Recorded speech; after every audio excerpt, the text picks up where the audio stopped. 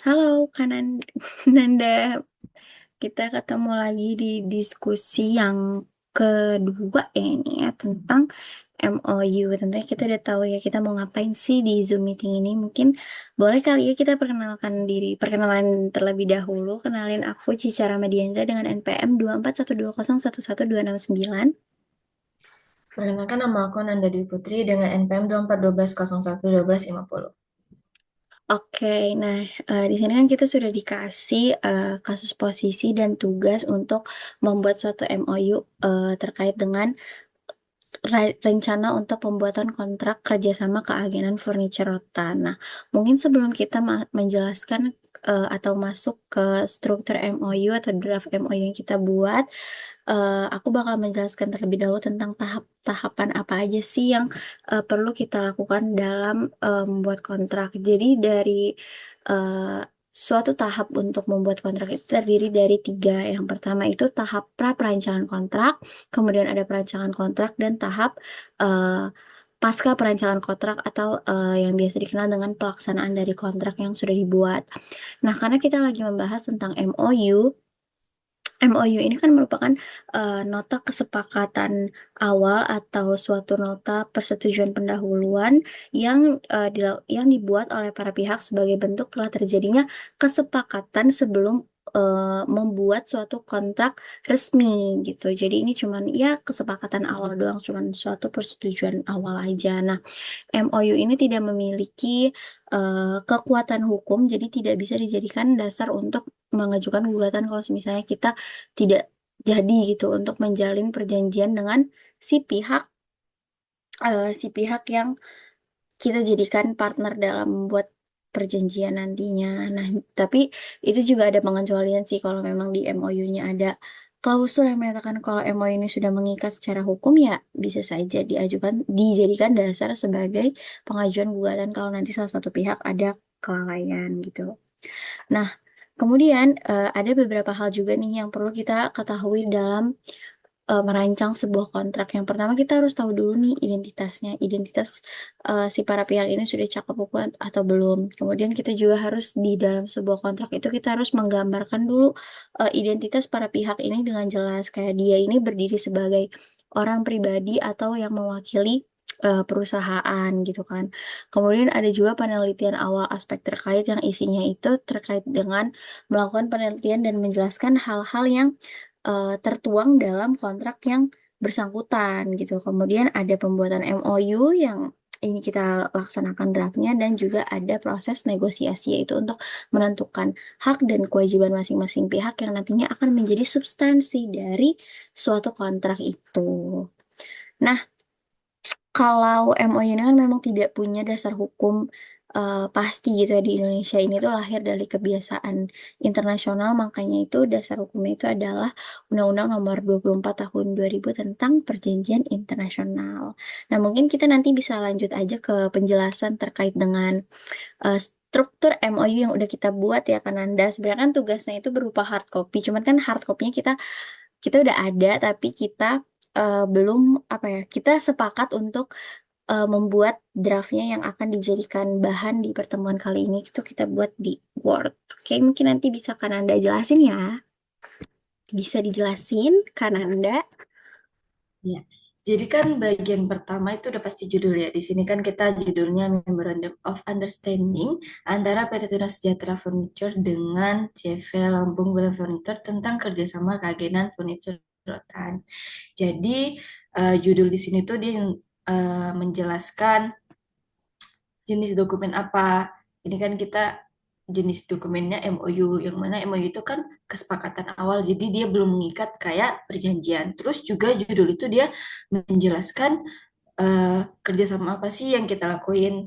Kalau di sini kan kita tuh tentang kerjasama keagenan kayak gitu. Terus yang selanjutnya itu ada bagian pendahuluan, isinya hari, bulan, tanggal, serta tempat di mana penandatanganan kesepakatan itu dilakukan.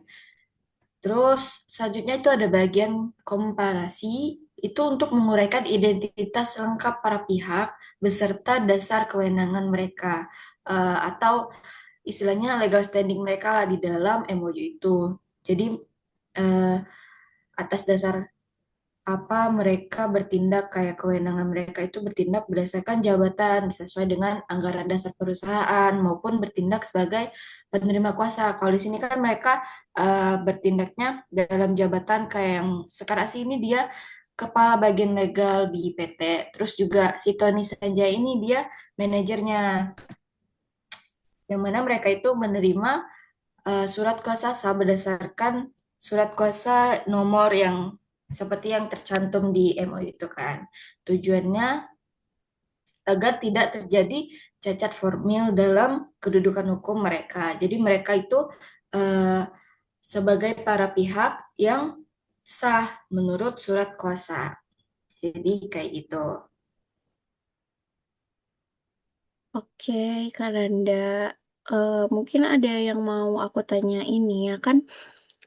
Di sini ada dua pihak, ada eh, legal dari PT Tuna Sejahtera Furniture dan Tony Sanjaya as manager dari CV Lampung Berlian. Nah, bisa nggak sih dijelasin kenapa sih si PT Tuna Sejahtera Furniture ini menjadi pihak pertama dalam perjanjian dan kenapa si CV Lampung Berlian Furniture ini menjadi pihak kedua dalam perjanjian? Apakah penentuan pihak pertama dan pihak kedua ini ada gitu aturannya untuk membuat MOU atau ya ada kebebasan lah gitu. Mungkin bisa dijelasin, Kak.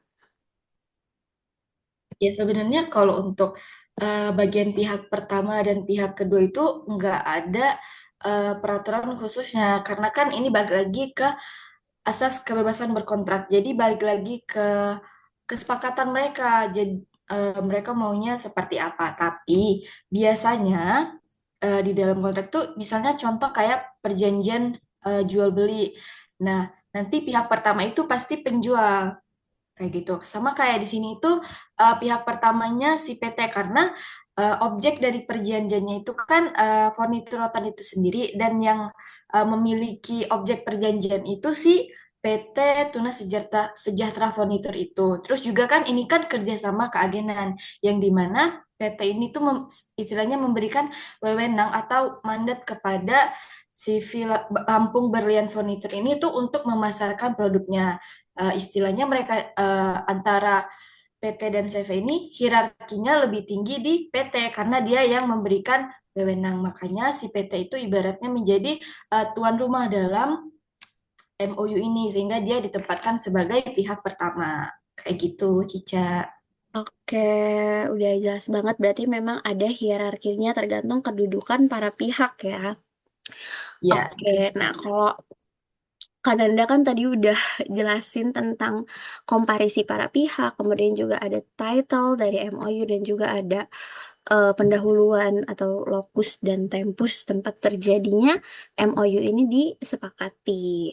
Nah, sekarang aku bakal bahas tentang isi dari MOU. Nah, sebelumnya kenapa sih MOU ini kayak singkat banget? Jadi memang ciri-ciri dari MOU itu sendiri yang pertama itu isinya singkat.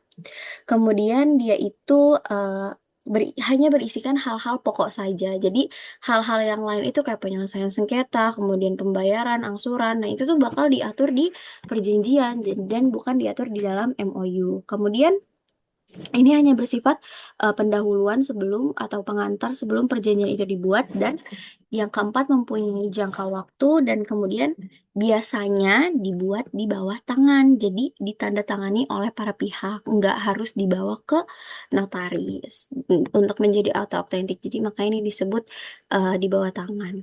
Nah, di sini aku bakal jelasin dulu nih tentang apa sih isi dari MOU yang udah kita buat. Nah, ini kan kita udah dikasih kasus posisi ya sama Bu Rilda. Nah, ini yang udah aku kuning-kuningin ini merupakan pokok-pokok yang harus dimuat dalam MOU kita. Nah, di sini kita sudah buat bahwasannya eh, isi isi yang pertama tentunya menyatakan kesepakatan dulu. Kalau misalnya para pihak ini sudah sepakat kalau MOU ini merupakan bentuk persetujuan pendahuluan untuk membuat kontrak kerjasama antara para pihak mengenai kerjasama keagenan furniture rotan. Nah, kemudian karena di sini itu keagenan berarti kan ada apa ya? Ada kuasa atau mandat yang diberikan oleh pihak pertama kepada pihak kedua selaku agen yang akan nanti menjualkan produk-produk milik pihak pertama. Jadi di sini bunyi ketentuan kedua itu ada pihak pertama sepakat untuk memberikan hak kepada pihak kedua untuk melaksanakan kegiatan pemasaran furniture rotan yang diproduksi oleh pihak pertama melalui pemanfaatan atau jasa media iklan milik pihak kedua.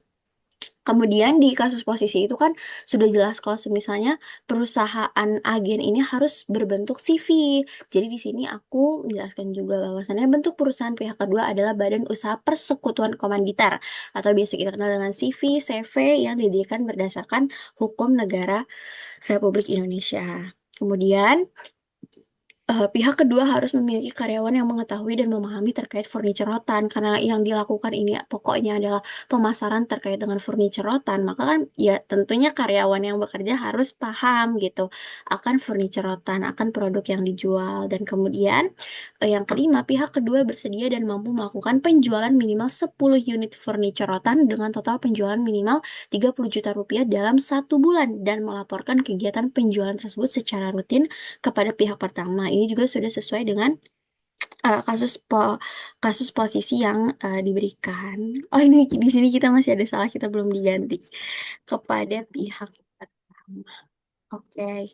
Nah, segala biaya yang timbul dari MOU ini sebagai persetujuan penawaran untuk membuat kontrak kerja sama ke agen furniture rotan dibebankan kepada pihak pertama. Kita udah sepakat ya, Nanda, buat untuk mencantumkan klausul ini karena di contoh materi pun ada gitu Dan ketentuan ini. Jadi kita memikirnya, oh mungkin ini hal dasar yang udah eh, apa ya dalam hukum kebiasaan itu terjadi dalam membuat MOU. Kemudian tadi juga kan aku bilang kalau misalnya MOU ini mempunyai jangka waktu, makanya di kalimat penutup itu aku bilang bahwasannya MOU ini dibuat dalam 2 rangkap di atas kertas yang masing-masing dibuat dalam bahasa Indonesia dan dinyatakan berlaku sejak sejak tanda penandatanganan serta akan berakhir pada 8 April 2026 dan dapat diperpanjang masa berlakunya dengan persetujuan para pihak. Jadi ya ada jangka waktunya MOU, tapi ya ini bisa diperpanjang sesuai dengan persetujuan antara pihak pertama dan pihak kedua. Kemudian tadi juga aku bilang biasanya dibuat di bawah tangan. Jadi makanya di sini cuman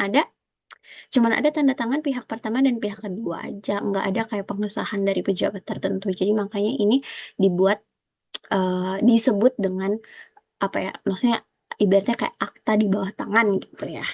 Karena yang ditandatangani oleh para pihak doang. Nah, kita tadi juga sempat ada kesalahan ya karena kita sempat kita sempat mau pakai antara prinsipal dan agen karena kan di peraturan terkait dengan perjanjian keagenan itu kan yang memberi atau yang memasarkan atau produsen ini kan disebut prinsipal, yang memasarkan ini kan disebut agen. Tetapi setelah kita lihat tuh biasanya masih menggunakan pihak pertama dan pihak kedua gitu. Mungkin nanti di perjanjian agar perjanjian kita memiliki nilai lebih gitu ya, kita bisa menggunakan sebutan prinsipal dan agen. Oke, mungkin itu aja sih Kananda terkait dengan eh, MOU yang udah kita buat nih ya. Semoga hasilnya sudah benar dan sesuai dengan hukum yang berlaku.